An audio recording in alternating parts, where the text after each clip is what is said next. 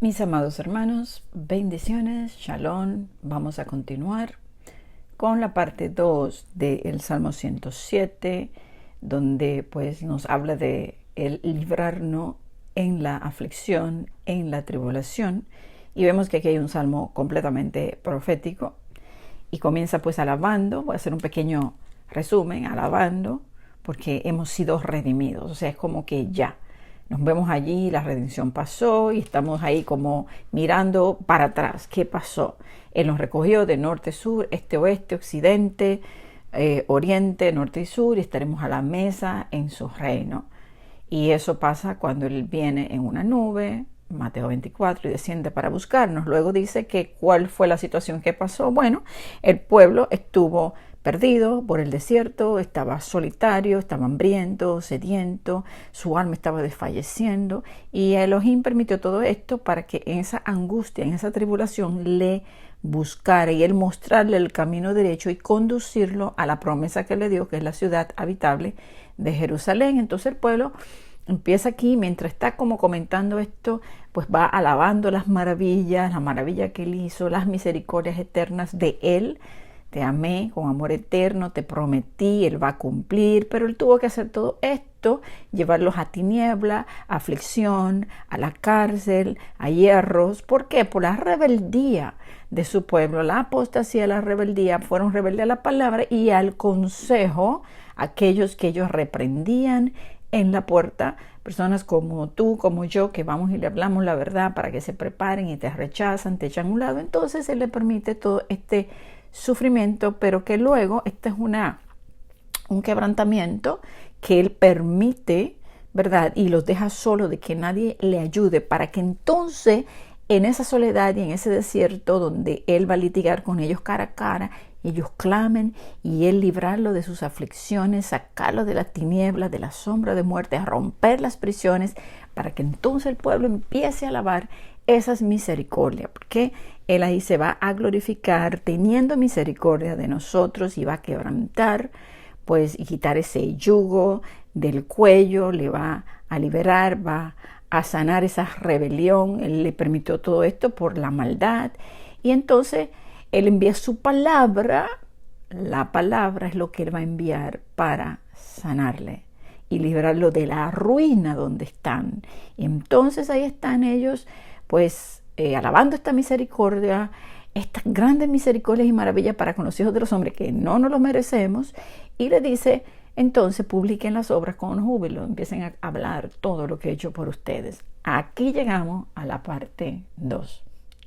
En 3 minutos le hice la parte 1 y me tomó casi 1 hora explicarle en la primera parte, pero espero que lo hayan entendido, que le haya sido de bendición, como a mí, porque de verdad que yo me quedo wow. Pero todo el plan de salvación, de restauración de su pueblo, del tiempo de la tribulación, todo está ahí en este salmo. Entonces vamos a la parte 2, porque la parte 2 está bastante interesante también. Y dice el verso 23, los que descienden al mar en las naves y hacen negocios, o sea, los mercaderes en las muchas aguas. ¿Qué nos recuerda? Los mercaderes, las muchas aguas, la Babilonia, ¿verdad? Que está sobre las muchas aguas, las naciones, los que descienden al mar, los que hacen negocios. Ellos lograron ver las obras de Yahweh, lo que Él hizo, y sus maravillas en las profundidades. Ahora, vamos a irnos a Apocalipsis, en el capítulo 18, vamos a leer del 16 al 19, dice así. Y diciendo, ay de la gran ciudad, que estaba vestida de lino fino, de púrpura, de escarlata, y estaba adornada de oros, de piedras preciosas y de perlas. Fíjese que en el verso 11 de este mismo capítulo, dice que los reyes están llorando, porque los mercaderes, dice, de la tierra, lo que hacen negocio, ya ninguno de ellos puede comprar, porque están llorando. Dice que ellos habían fornicado con ella, y sabemos que la Babilonia pues es la religión, el sistema religioso que da a tomar del vino de su fornicación a todas las naciones, que su pecado llega hasta el cielo, que Elohim se acuerda de sus maldades y que le trae un juicio, y ese juicio será visto. Entonces En el capítulo 7, donde hay una condenación de la gran ramera, esta es la mujer que es la gran ciudad que reina sobre los reyes de la tierra, que está sobre las muchas aguas. Dice que los que están con la bestia, él ha puesto en el corazón que la destruyan y la pongan a fuego. Entonces, esto aquí es un juicio que viene y que los que descienden al mar en las naves y hacen negocio en las muchas aguas con ellas en negocios, ellas ven lo que Elohim va a hacer. Y por eso en Apocalipsis capítulo 16 vemos este juicio para la Babilonia. Por eso la Escritura dice que salgamos del sistema de la Babilonia, que salgamos de ahí para que no nos toquen las plagas, que no participemos de los pecados de la Babilonia. Tenemos que consagrarnos al Eterno. Tenemos que salir de ahí, hermanos. Esto es serio. Entonces, vamos a seguir leyendo. Dice en el verso 17, porque en una hora han sido consumidas tantas riquezas y todo piloto y todos los que viajan en naves y marineros y todos los que trabajan en el mar se pararon lejos. Y viendo el humo de su incendio, ¿verdad? El juicio por fuego, dieron voces diciendo, ¿qué ciudad era semejante a esta gran ciudad? Y echaron polvo sobre sus cabezas y dieron voces llorando y lamentando, diciendo, ¡ay! ¡Ay de la gran ciudad, en la cual todos los que tenían naves en el mar se habían enriquecido de sus riquezas, pues en una hora ha sido desolada! ¿Ven qué dice aquí en el verso 23? Los que descienden al mar en las naves y hacen negocios en las muchas aguas. Ellos vieron lo que Elohim hizo, las obras de Yahweh.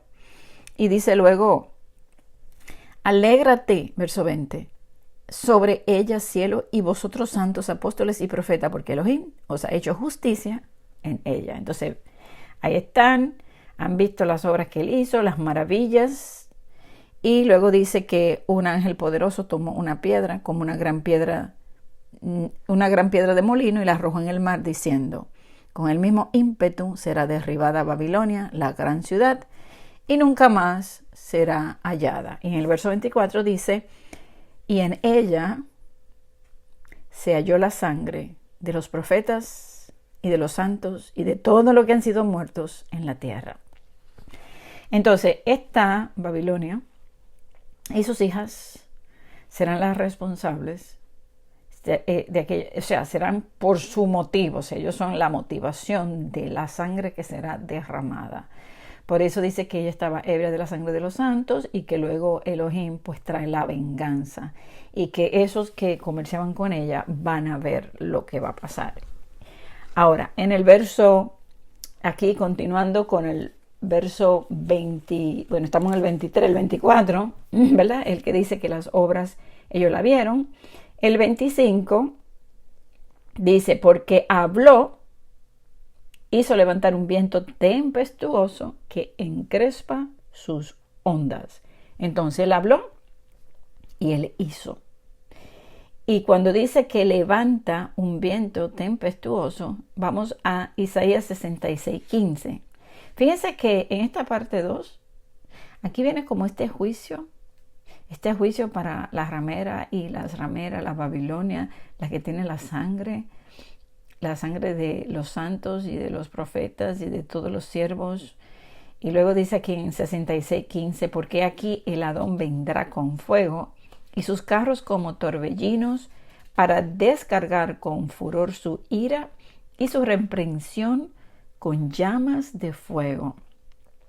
Fíjense que dice que levanta una tempestad. Tempestad también son torbellinos, son juicios.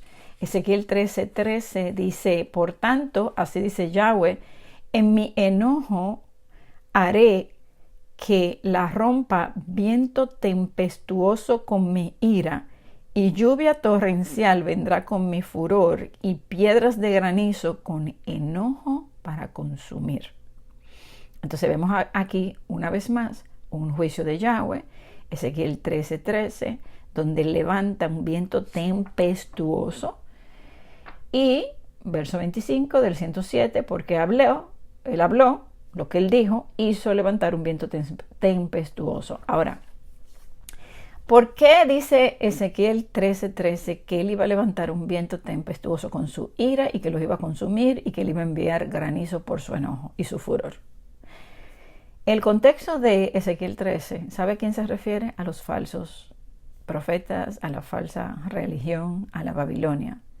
Profetas insensatos, los profetas que ven vanidad, los que engañaron a su pueblo, aquellos que le dijeron que paz y prosperidad, aquellos que le dicen que todo se va a arreglar, aquellos que estaban arrastrando a otros a la mentira, aquellos que le prometen falsedad y que dicen que Elohim le habló cuando Elohim no les ha hablado. Él dice que Él hará esta tempestad para romper la pared de lodo suelto que ellos levantaron.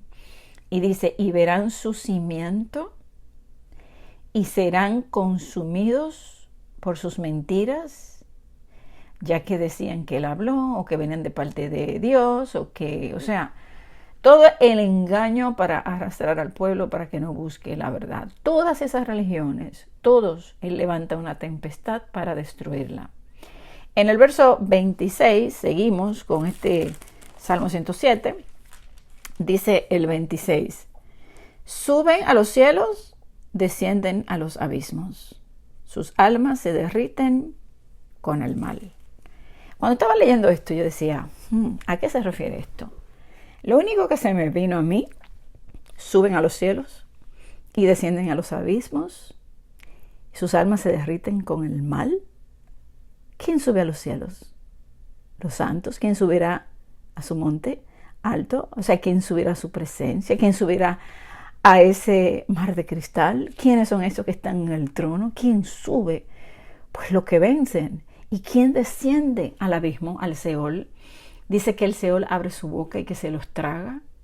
Entonces las almas de los que se pierden, aquellos que se derriten por su maldad con el pecado, los llevará al abismo. Unos suben y otros bajan. Cuando viene la prueba, unos suben y otros bajan.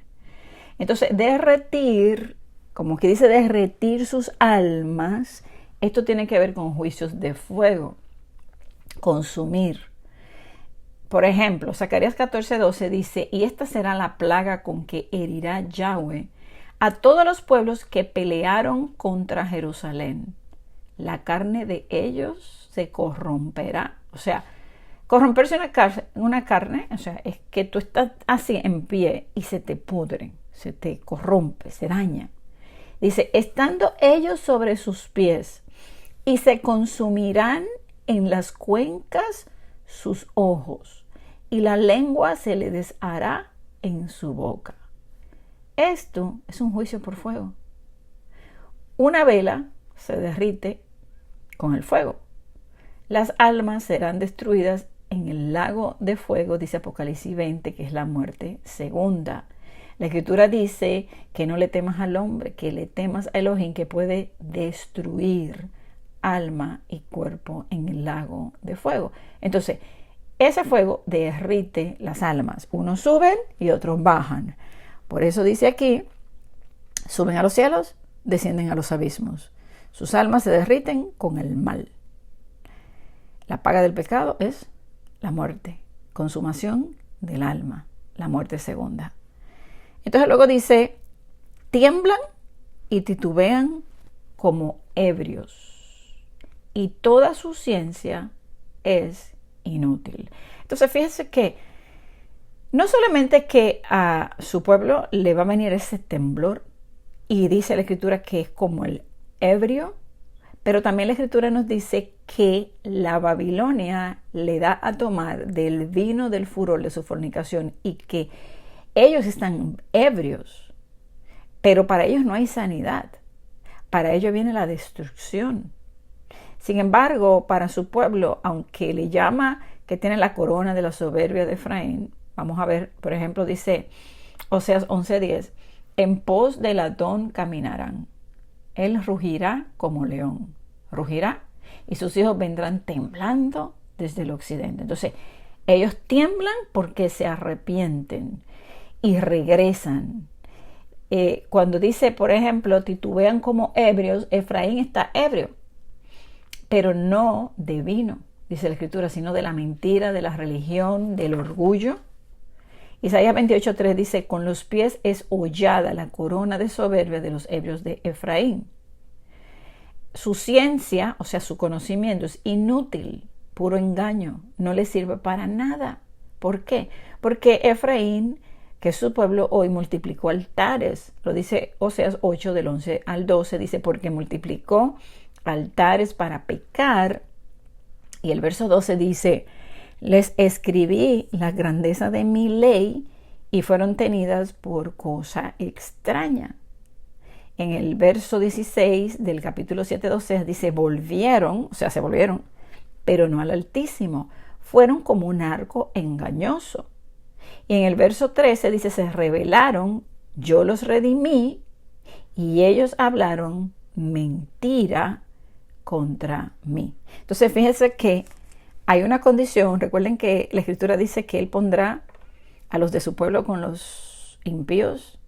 Van a tener que pasar por ese tiempo de tribulación, pero con la diferencia de que aunque Él le va a castigar, no lo va a destruir, sino que lo va a llevar al arrepentimiento. Sin embargo, las naciones bebieron del vino del furor de la ira de Elohim. Recuerden que salen 3 ángeles y le dicen que no adoren a la bestia, porque si no van a tomar ese vino de la furia, de la ira de Él. Entonces, que no tomen, que se salgan de esa contaminación, pero hay un pueblo que aunque está contaminado, hay una promesa y esa promesa va por encima.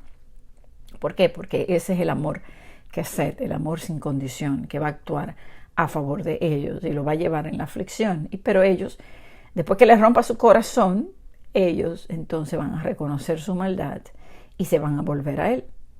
Dice el verso 28, entonces claman a Yahweh en su angustia y los libra de sus aflicciones. Entonces vemos aquí un castigo para los impíos, pero un castigo con una solución para su pueblo. Cuando ellos claman, entonces Él lo libra en su angustia. Y en el verso 29 dice, cambia, pero para su pueblo, la tempestad en sosiego y se apaciguan sus ondas. Entonces ahora viene pues la alegría. ¿Por qué? Porque sosiego es quietud, reposo, tranquilidad, se apaciguan las ondas. O sea, Él cambia para sus hijos esa tempestad en reposo. Y entonces viene la alegría que está en el verso 30 y del 30 al 32. Luego se alegran porque se apaciguaron y así los guía al puerto que deseaban. Alaben la misericordia de Yahweh y sus maravillas para con los hijos de los hombres. Exáltenlo en la congregación del pueblo y en la reunión de los ancianos, en la reunión de ancianos lo alaben. O sea, fíjense que el castigo viene ahí, pero sin embargo hay un pueblo que cuando clama, esa tempestad la lleva al reposo y le apacigua. Entonces cuando ellos reciben esto, se alegran y Él los conduce al lugar que ellos deseaban. Entonces vamos ahora al verso 33. Dice el 33, Él convierte los ríos en desierto y los manantiales de las aguas en sequedales. Entonces, río en desierto, y cuando tú conviertes un río en desierto, ¿qué queda? La tierra estéril, sin fruto, no hay agua, no hay nacimiento. Entonces, ¿qué viene también de esto? Viene hambre. Si no hay agua, la tierra no da fruto, no solamente en lo que es espiritualmente, si no hay palabra no hay fruto tampoco, pero también la tierra seca da hambre, por eso hay hambre. Y hambre no solo de la palabra, pero también hambre literal. Y todo esto acontece por la maldad de los hombres. El verso 34 dice, la tierra fructífera la convierte en estéril por la maldad de los que la habitan. Ahora, para que usted vea lo que Él hace, Él puede convertir los ríos en desierto y la tierra fructífera en estéril, pero luego para los suyos, Él vuelve el desierto en estanque de aguas y la tierra seca en manantiales. Ahora, eso lo vemos constantemente en la Escritura, como de una roca Él saca agua, como en el desierto Él llena los estanques. O sea, en el desierto no solamente que Él milagrosamente puede hacerte proveer lo que tú necesitas, pero aquí también en la parte espiritual, en el desierto es que Él te da esas aguas para que te limpie, para que te lave, para que hayas consuelo, para venir sanidad, mandará su palabra y vendrá sanidad sobre ti. Esas promesas. Entonces luego dice en el verso 36, porque aquí vemos la gran misericordia y la bendición de su reino, allí establece a los hambrientos y fundan ciudad en donde vivir. Siembran campos, plantan viñas y rinden abundante fruto. Los bendice y se multiplican en gran manera y no disminuye su ganado. ¿Usted recuerda pues lo que estuvimos hablando de que te multiplicaré, te traeré, estarás seguro y bendeciré la tierra? Entonces, Él pues a una tierra que se vuelve seca, un río que se vuelve desierto, en la parte espiritual de su pueblo, Él lo convierte en estanque de agua y esta tierra seca la vuelve en un manantial, en un huerto de Edén, y ahí lleva a su pueblo y lo conduce allí a los hambrientos, y dice aquí que lo funde esa ciudad y que siembran viñedos, y eso nos recuerda que nos recuerda pues el milenio, el reino del Mesías, donde Él va a bendecir a su pueblo después que haya traído esa sanidad. Entonces, que serán multiplicados. En el verso 39 al 40 nos habla de lo que pasa al contrario. Eso es para su pueblo, pero el impío, ¿qué pasa con el impío?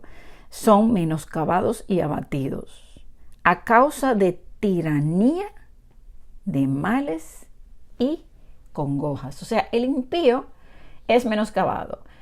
¿Qué significa menoscabado? Que lo disminuye a nada, que pierde su valor y prestigio, que los abate a causa de su tiranía, de sus males y de sus congojas. O sea, ellos son los que han causado la angustia a su pueblo y luego Él lo lleva a nada. Dice que buscarás al impío y no lo encontrarán, y que los impíos son exaltados para luego ser destruidos y derribados hasta abajo, hacerlo volver nada. Y dice aquí que ellos, dice, andan entonces perdidos, vagabundos y sin camino.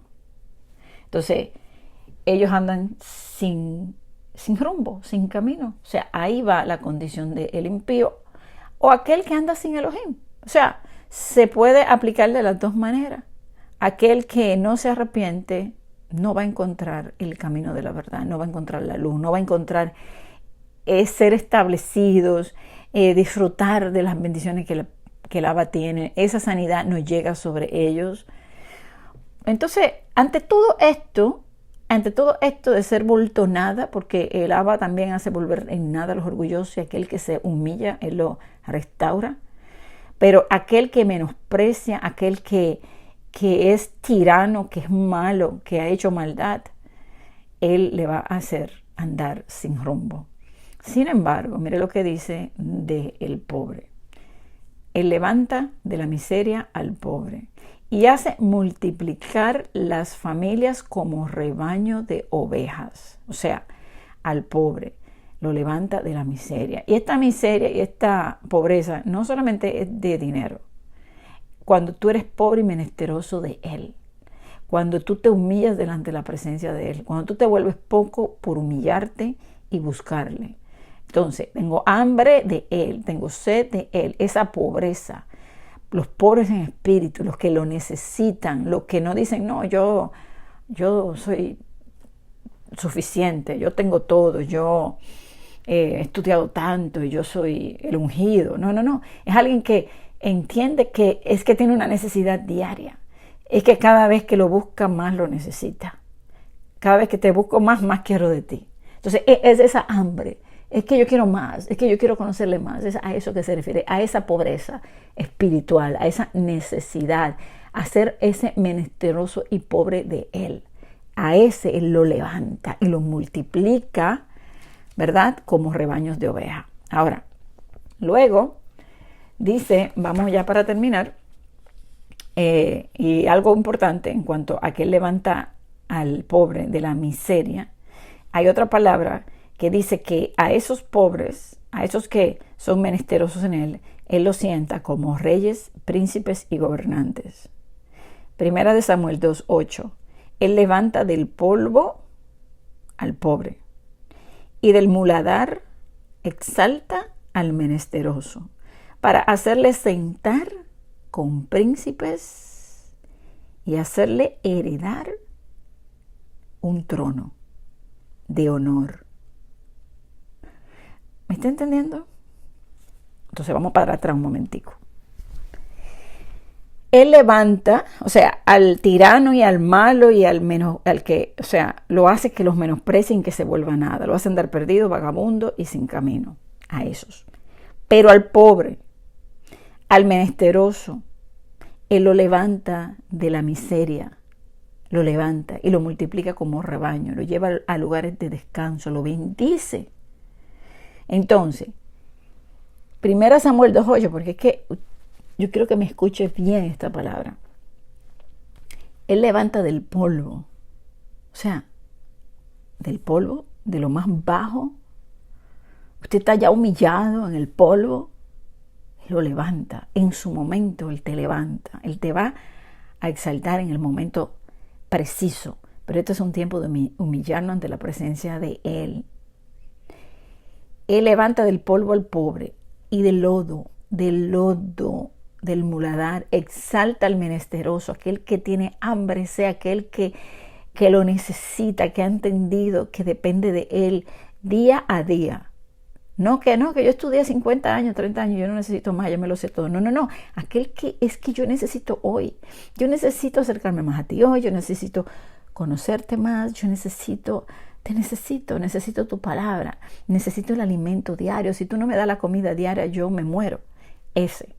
Me muero porque no tengo nada. Ese que viene con las manos vacías, ese que viene con hambre y sed de Él, tengo hambre y sed de ti, mi alma te anhela, me madrugo a buscarte. A ese que se refiere, a ese, Él lo va a hacer sentar con príncipes. Y dice, y le hará heredar un trono de honor, porque de Yahweh son las columnas de la tierra, y Él asentó sobre ellas el mundo. Todo es de Él. El oro, la plata, el mundo y todo lo que existe, y Él se lo da a quien Él quiere, y la promesa es que al pobre y al que se humilla, Él lo va a levantar. Entonces, entendiendo todo esto, la primera parte del Salmo 107, ¿verdad? Que ahí hablamos más de lo que está ocurriendo y de la aflicción. Luego vemos la parte de los juicios, ¿verdad? Y de la venganza contra los enemigos, contra la Babilonia en la parte 2, ¿verdad? Y la misericordia de Él. Entonces, en el 43 termina diciendo así. Bueno, en el 42, véanlo los rectos y alégrense. O sea, si usted es recto y anda por el camino de la justicia, ante todo esto que acabamos de hablar, alégrate.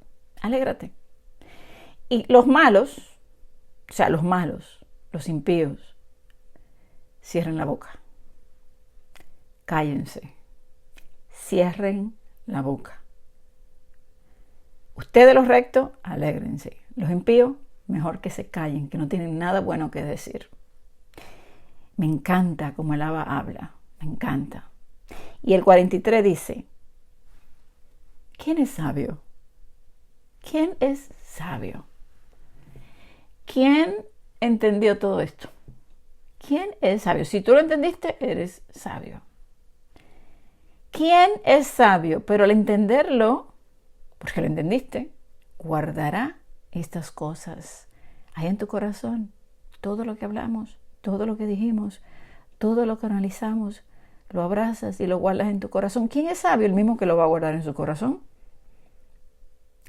Y dice, y entenderá. Entender, conocimiento, sabiduría, las misericordias de Yahweh. ¿Quién entenderá su misericordia? Hay muy pocas personas que entienden la misericordia de Él. Si la entendieran, realmente no se estuvieran juzgando unos a otros. Si entendieran la misericordia de Él, tampoco pasan por alto el pecado, porque una cosa es que Él tiene misericordia y otra cosa es que Él acepte una vida pecaminosa porque Él tiene misericordia. No. La maldad va a traer el castigo, ya lo vimos aquí. La maldad y el pecado y la dureza de corazón y la soberbia y la rebeldía y el rechazo a la palabra y a la verdad va a traer consecuencias fuertes. Como enemigo, como adversario cruel, te castigué, no te voy a dejar sin castigo, prisiones. O sea, aquí estamos hablando de hambre, de casi en la puerta de la muerte. Aquí estamos hablando. ¿Quién entiende esto?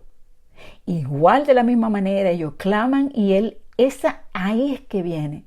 Él solamente está esperando el clamor de ellos para actuar en misericordia. Entonces, ¿quién entiende esa misericordia? ¿Quién entiende ese amor incondicional, ese amor que ese amor que te voy a tener que castigar, te voy a llevar, porque Él tiene el poder para llevar a su pueblo al piso, al polvo, al muladar, allá, para que de ahí clame, para humillarlo desde abajo, para luego sentarlo con príncipe y luego darle las cosas y hacerle heredar un trono de honor? O sea, Él puede hacer eso porque Él es todopoderoso para hacerlo. Él sabe cómo enamorar cada corazón.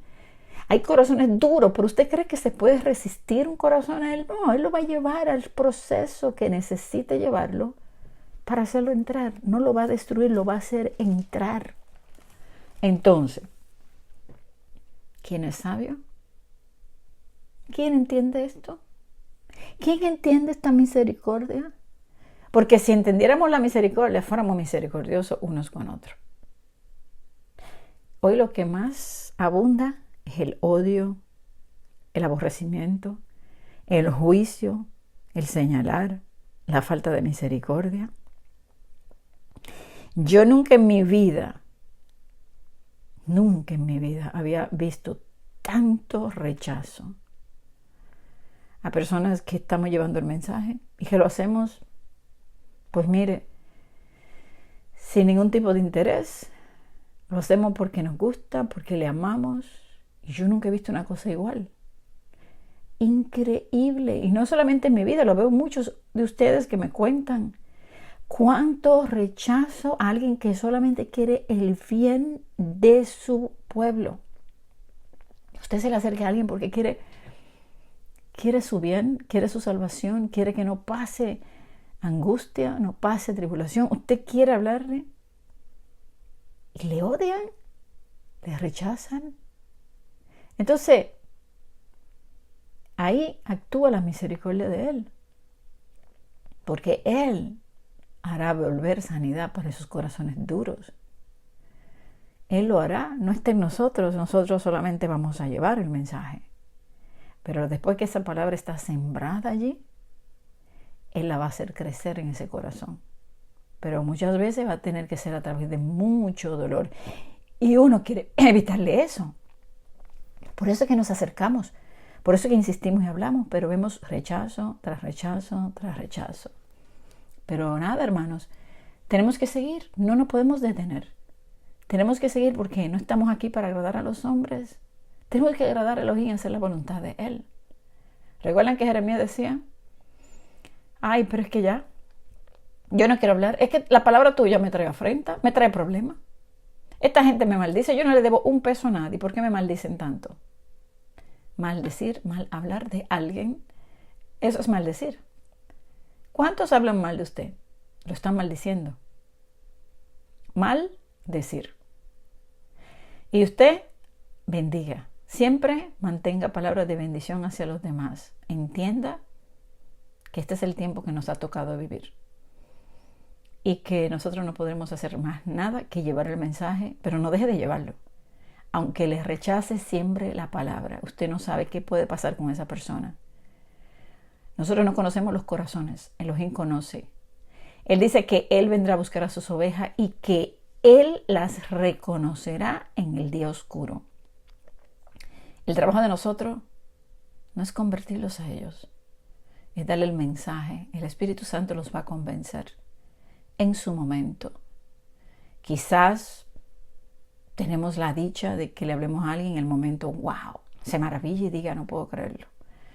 Pero también hay unos que nos van a odiar y rechazar y, como dice Él, los tuve que castigar porque ustedes despreciaron mi consejo y mi palabra y tuve que hacerlo.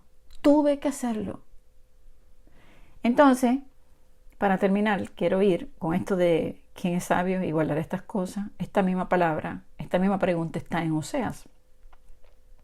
Todo el libro de Oseas nos habla de esta relación de esta esposa infiel y este marido que la ama a pesar de su infidelidad, como Yahweh ama a los hijos de Israel.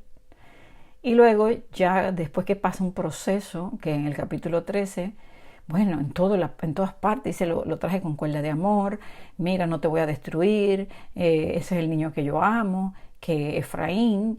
Y luego, pues, en el capítulo 13 dice que le van a venir los dolores de parto porque es un hijo insensato, no sabio, y que él debió haber nacido de nuevo, pero él está creyendo que está rico y se ha enriquecido y que no tiene necesidad y que él no hay pecado en él y él está engañado. Y cuando él, pues, Elohim lo lleva al proceso y ahí entiende, dice, entonces lo libro, o sea, voy a librar su alma de la muerte. Dice, de la mano del Señor los redimiré. Capítulo 13, verso 14, lo libraré de la muerte. Pero tiene que llevarlo al dolor.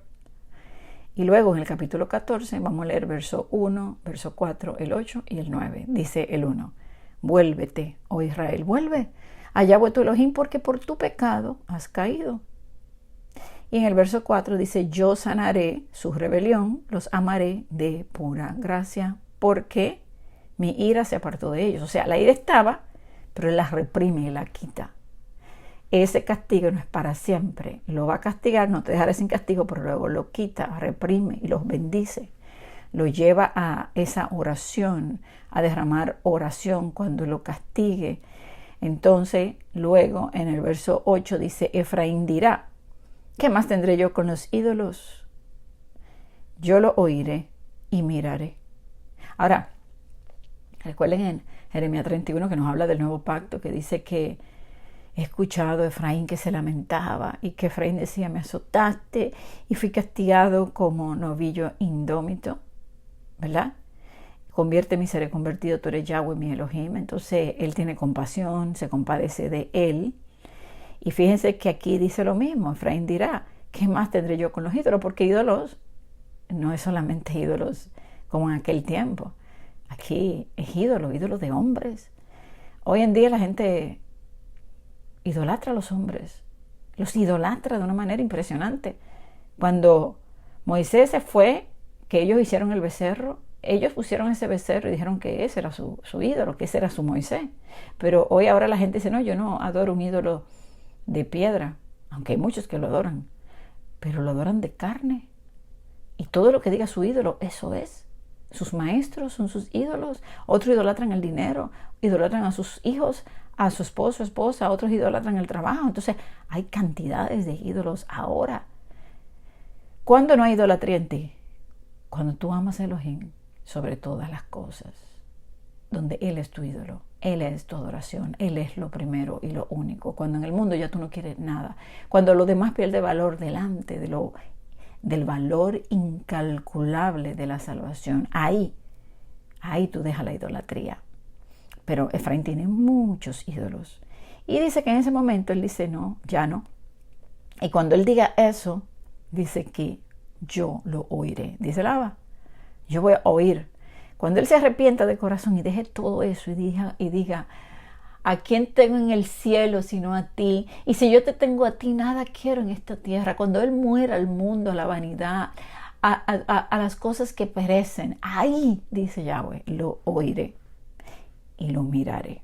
Recuerden cuando el pueblo estaba en aflicción, dice que ellos clamaron y él lo miró y se acordó de su pacto, miró y reconoció a su pueblo y se acordó del pacto que hizo, porque él espera ese arrepentimiento. Entonces Efraín va a tener ese arrepentimiento y cuando él diga, yo no quiero más ídolos, yo solamente quiero Elohim, entonces dice, ahí Yahweh lo va a escuchar. ¿Y sabe qué dice? Lo miraré con misericordia, con compasión. Y dice, yo seré a él como la haya verde de mí será hallado tu fruto. Empezará a dar el fruto sembrado en su corazón ahí, dará fruto. Y luego termina, ¿quién es sabio para que entienda esto? Y prudente para que lo sepa. Sabio, prudente, sensato. ¿Quién podrá entender esto? Lo primero es que la mayoría de los pastores de hoy, o de los líderes o maestros, no entienden este libro de Oseas. Entonces no pueden entender este verso. ¿Quién sabe para qué entienda esto? No entienden que son Efraín, no entienden que son Israel, ellos dicen que son los gentiles. Entonces vamos por esa parte. Esa parte ahí no la entienden. Entonces no son sabios y no son prudentes, no son entendidos y no pueden entender esto. Y luego dice, ¿quién es sabio para que entienda esto?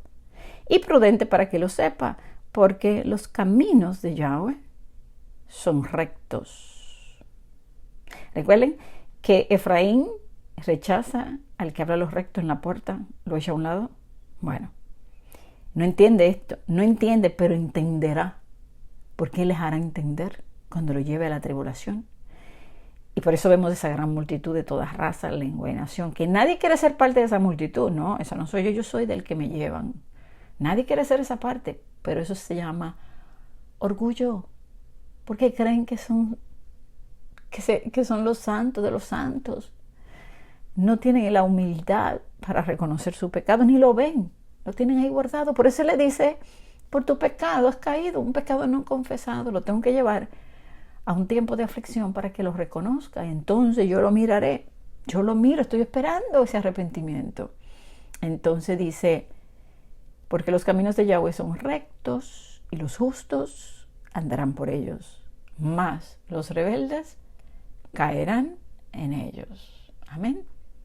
Entonces hay un camino, el camino de la verdad.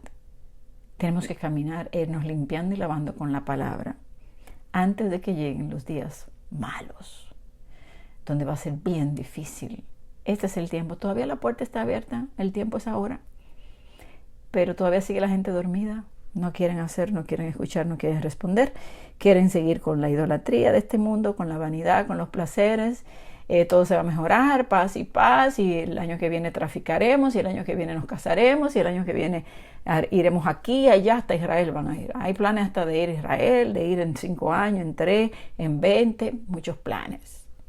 Muchos planes para este mundo y 0 planes para caminar en los caminos rectos de nuestro Elohim y hacer la voluntad y hacer lo que Él preparó para ti, porque Él preparó un camino y que preparó obras para que tú anduvieses en ella. ¿Cuándo vas a caminar por ese camino? Porque no podemos avanzar si no caminamos en lo que Él nos envió. Cada cual está en su punto, en su posición, y debe estar haciendo la voluntad de Él. Tú tienes que estar seguro que tú diariamente estás viviendo la voluntad de Él, no la tuya.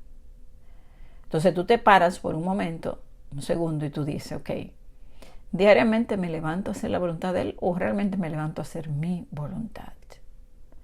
Escríbelo y respóndete tú mismo, tú misma. ¿Estás viviendo su voluntad o estás viviendo la tuya? ¿Estás buscando el reino de Elohim y su justicia? ¿Estás avanzando en el reino de Él? ¿Estás llevando el mensaje de la palabra o tienes miedo? No, es que no me van a aceptar. No importa. Tu deber es llevar el mensaje. Mi deber es poner este mensaje aunque la gente no lo escuche. No importa. Usted no sabe si yo pongo este mensaje y en un mes este mensaje le llega a una persona por allá, mire, por un país por allá, y ese mensaje le transforme su vida y transforme su familia entera. Eso yo nunca lo voy a saber, porque el que lo sabe es Elohim. Él es que hace con la palabra lo que Él quiere. La palabra que tú das, que Él pone en tu boca, dice, no volverá a Él vacía, sino que hará para lo que fue enviada. Tú da la palabra. ¿Cómo me conocerán si nadie les habla? ¿Cómo entenderán que están en el error si nadie les dice? Tienes que decirle, tienes que hablarle. No es que me rechazan, no importa. ¿O no rechazaron a Jeremías? ¿No rechazaron a Noé? ¿Y no hablaba Noé constantemente de lo que venía? Entonces no importa. Porque mire, si la persona no se arrepiente, igual le va a quedar como juicio.